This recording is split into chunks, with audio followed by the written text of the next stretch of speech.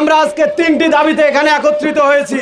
সেটি হচ্ছে এই বিশ্ববিদ্যালয়ের প্রতিষ্ঠাকালীন নাম অনতিবিলম্বে রংপুর বিশ্ববিদ্যালয় এই নামটি ফেরত দিতে হবে এবং এই বিশ্ববিদ্যালয়ে সম্পূর্ণ আবাসিক এবং শতভাগ আবাসিক ব্যবস্থা নিশ্চিত করতে হবে এবং বিশ্ববিদ্যালয় প্রতিষ্ঠাকালীন সময়ে যে অধ্যাদেশ ছিল সেখানে উল্লেখিত ছিল যে 2018 সালের মধ্যে এই বিশ্ববিদ্যালয়ে 8টি অনুষদ এবং 44টি ডিপার্টমেন্ট হবে, কিন্তু এখন পর্যন্ত সেটি কার্যকর হয়নি। অথচ এখন 2025 সাল। আমরা চাই অনতিবিলম্বে এই বিশ্ববিদ্যালয়কে পূর্ণাঙ্গ বিশ্ববিদ্যালয়ে রূপায়ণ করতে হবে। উত্তরবঙ্গের মানুষ, সেই সাথে এই আবু সাইদের ক্যাম্পাসের শিক্ষার্থীরা আর পিছিয়ে থাকতে চায় না। আমরা অদম্যতার সহিত এগিয়ে যেতে চাই।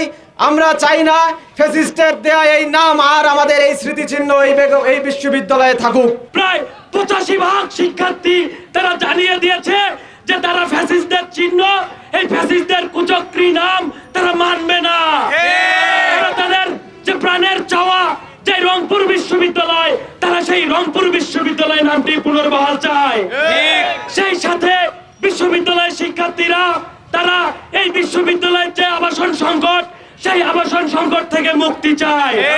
অনতিবিলম্বে বেগম রোকেয়া বিশ্ববিদ্যালয়ে এই জায়গাটাকে একটা সম্পূর্ণ আবাসিক বিশ্ববিদ্যালয়ে রূপান্তর করতে হবে।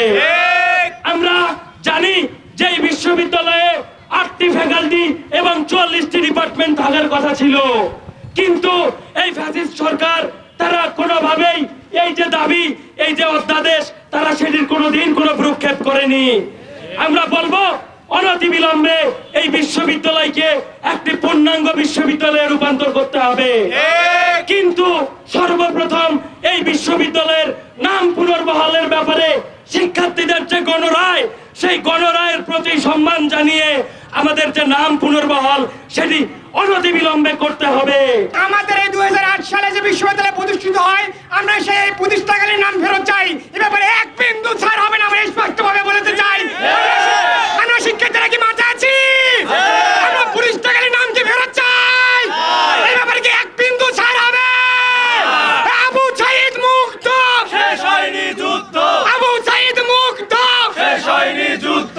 আমরা স্পষ্টভাবে বলতে চাই, আপনারা জানেন আমাদের বিশ্ববিদ্যালয়ে মাত্র 8% নারী শিক্ষার্থীরা বিশ্ববিদ্যালয়ের হলে থাকার সুযোগ পায়, যেখানে ঢাকা বিশ্ববিদ্যালয়ের শিক্ষার্থীদের যারা আবাসন সুবিধা পায় না তাদেরকে মাসিক ভাতা দেওয়া হচ্ছে। অথচ আমাদের বিশ্ববিদ্যালয়ের শিক্ষার্থীর মাত্র 8% শিক্ষার্থী হলে থাকতেছে। আমরা এই বৈষম্য আর মানি না।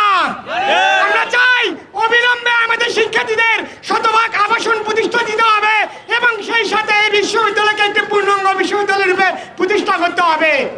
অতি দ্রুত যদি আমাদের প্রতিষ্ঠাকারী নাম ফেরত দেওয়া না হয় এবং আমাদের বিশ্ববিদ্যালয়ের শতভাগ আবাসন প্রতিষ্ঠা সহ বিশ্ববিদ্যালয় একটি পূর্ণাঙ্গ বিশ্ববিদ্যালয়ে রূপান্তর না করা হয়, আমরা স্পষ্ট হয়ে বলতে চাই আমরা রংপুর বিশ্ববিদ্যালয়ের শিক্ষার্থীরা থেমে থাকবো না।